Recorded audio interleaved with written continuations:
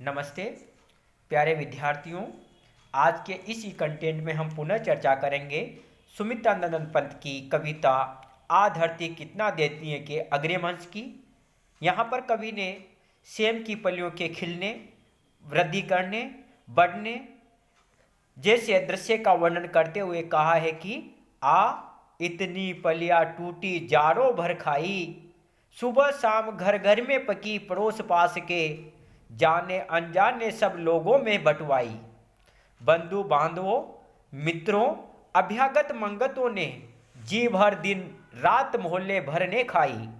कितनी सारी पलियाँ, कितनी प्यारी पलियाँ, ये धरती कितना देती है, धरती माता कितना देती है अपने प्यारे पुत्रों को। नहीं समझ पाया था मैं उसके महत्व को। बचपन में छी स्वार्थ लोभवश पैसे बोकर, रत्न प्रश्नी है वसुधा अब समझ सका हूँ। कवि ने यहाँ पर अपने पूर्व कर्म के बारे में जिस घटना का वर्णन किया था, बचपन में पैसे बोकर के शीघ्र ही बड़ा आदमी बनने का, उस कुकर्त्य पर पश्चाताप प्रकट किया है। साथ ही धरती माता की उदारता का अंतर मन से स्वागत करते हुए, अपने को कृतज्ञ मानते हुए उसके प्रति अपना वंदन भाव प्रकट किया है।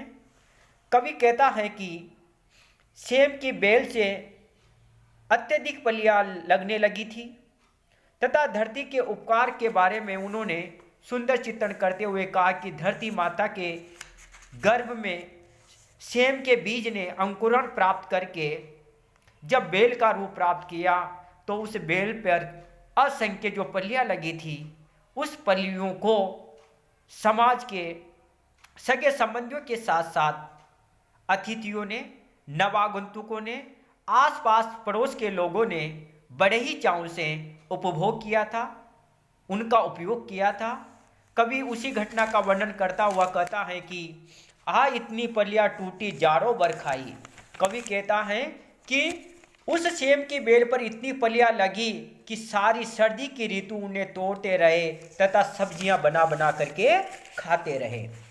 इतनी पलियाँ टूटी जाड़ों भर खाई, सुबह शाम घर घर में पकी पड़ोस पास के, और उन पलियों को सुबह शाम सब्जी के रूप में बना करके खूब खाया।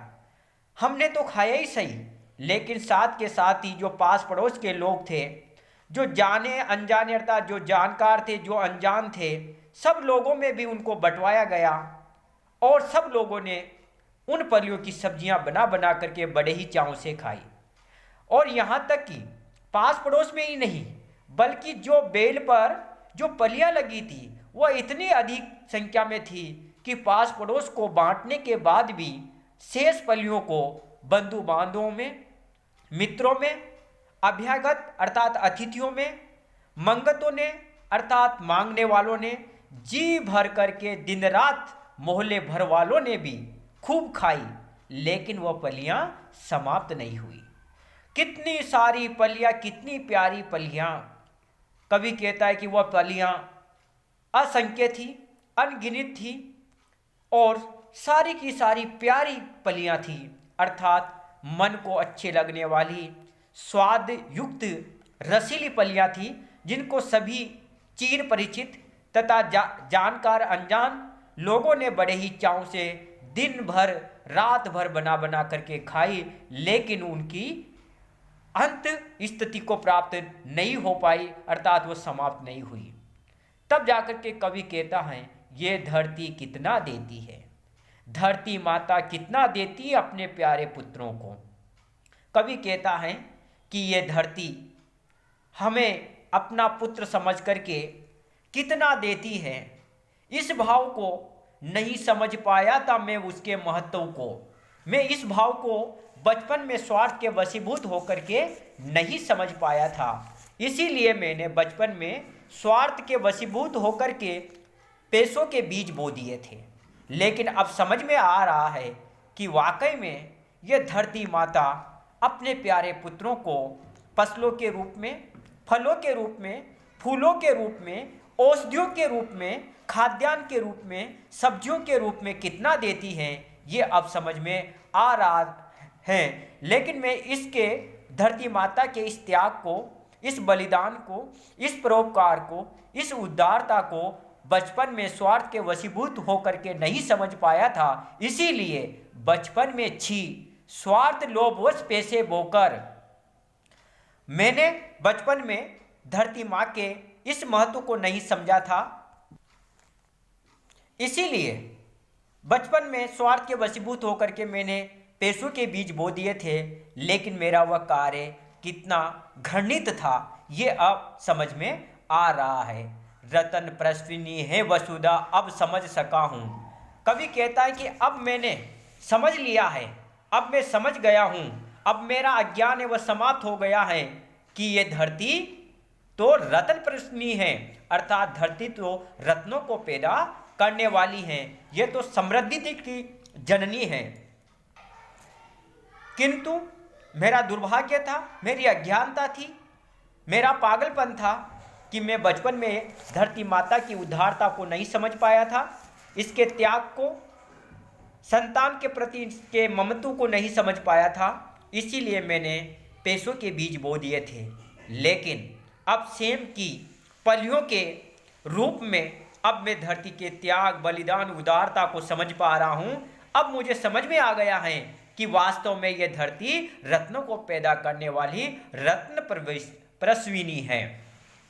कवि द्वारा इस पद्यांश में बोए गए सेम के बीजों से जो बेलें विकसित हुई है, उन पर इतनी अधिक फलियां लगी कि उनका उपभोग सभी ने किया। इसमें कवि ने धरती माता के उपकार भाव को व्यक्त किया है, साथ ही धरती माँ के प्रति कृतज्ञता भी प्रकट की है। मानव स्वार्थ एवं लोभ भावना से कोई काम करता है, परंतु धरती की उदारता को देखकर उसे इस तरह की भावना का परित्याग कर देना चाहिए। यह संदेश कवि ने इस अंश के माध्यम से हम सब समस्त पाठकों को देने का प्रयास किया है। काव्य में अनुप्रास, विप्सा, काव्यलिंग एवं स्वभावोक्ति अलंकारों का समावेश किया है। भाषा बिल्कुल ही सरल एवं भावानुकूल है। तो यहाँ पर हमने देखा कि कवि किस प्रकार से धरती माता के प्रति अपनी कृतज्ञता को प्रकट करता है, और वास्तव में धरती की जो उपमा दी जाती है रत्न गर्भा या रत्न प्रस्विनी, वह इस अंश के माध्यम से कवि ने हमारे सामने स्पष्ट की है कि वास्तव में धरती के लिए दी गई ये उपमाएं असत्य नहीं है, बल्कि ज्ञान की प्राप्ति होने पर, ज्ञान चक्षु खुलने पर, आदमी को आत्मसात होने पर सब कुछ समझ में आ जाता है कि धरती को दी गई रत्न गर्भा, रत्न प्रस्विनी जैसी जो उपमाएं हैं वह सटीक हैं और सत्य हैं। जय हिंद, जय भारत।